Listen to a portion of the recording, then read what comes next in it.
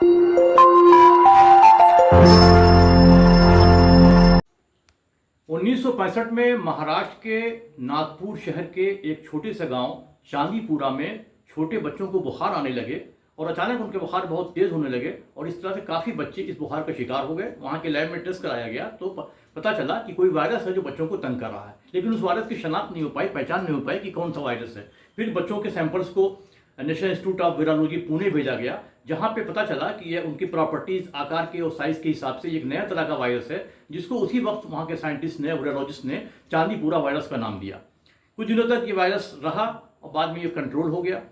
उसके बाद अभी 3 महीने पहले गुजरात में इस तरह के वायरस पाए गए, जिसमें कि कम से कम 40 से लेकर 50 लोग खत्म हुए, इसमें ज़्यादातर बच्चे थे।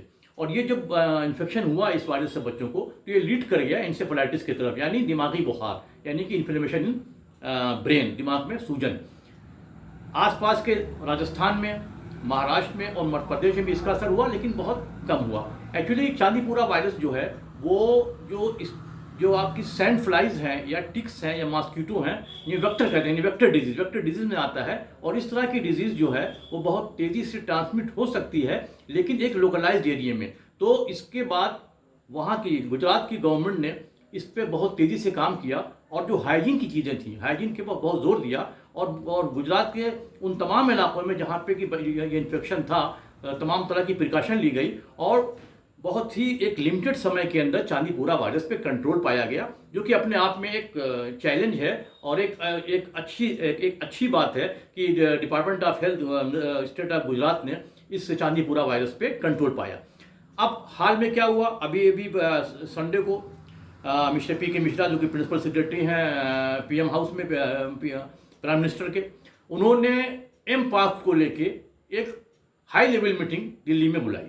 एमपॉक्स एक ग्लोबल थ्रेट के रूप में WHO ने भी इसे एक ग्लोबल थ्रेट बताया है। एमपॉक्स यानी मंकी पॉक्स, जो बहुत तेज़ी से फैल रहा है। हालांकि ये अभी डेमोक्रेटिक रिपब्लिक ऑफ कांगो में है या उन आसपास के 8 जो अफ्रीकी शहर हैं, जिसमें कि कीनिया है, नाइजीरिया है, सोमालिया है या रवांडा है या आपका साउथ सूडान है, युगांडा है, तंजानिया है, इन देशों में है।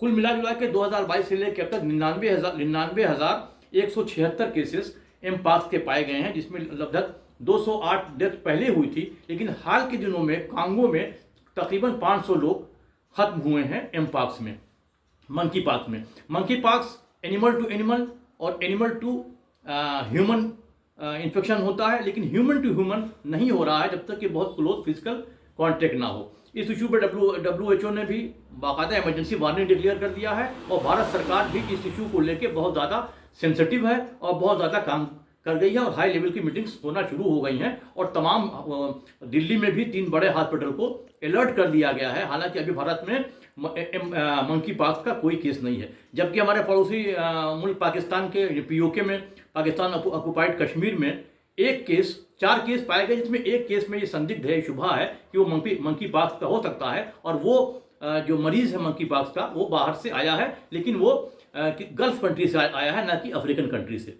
तो कुल मिला जुला के मंकी पॉक्स को लेके भी सरकार भी अलर्ट है और हम सबको भी अलर्ट होना चाहिए। और मंकी पॉक्स के बारे में ये सोचना एकदम भूल जाएं कि आजकल बीमारियां कितनी तेजी से कहाँ पहुंच सकती हैं। इसलिए ट्रांसपोर्टेशन बहुत तेज है, कोई भी बीमारी कहीं भी पहुंच सकती है। इसलिए हम सबको अपने स्वास्थ्य को लेके बहुत ज़्यादा अलर्ट रहना चाहिए। और ख़ास तौर से वो लोग जो कि बहुत सारी बीमारियों के शिकार हैं या ओल्ड एज के लोग हैं, वो इसका सिम्टम क्या है एमपॉक्स का सिम्टम ये है कि सबसे पहले रैशेज होंगे, स्किन रैशेज होंगे, बड़े बड़े दाने भी निकल सकते हैं, तेज़ बुखार के साथ भी हो सकता है, मसल्स पेन होगा, बैक पेन होगा।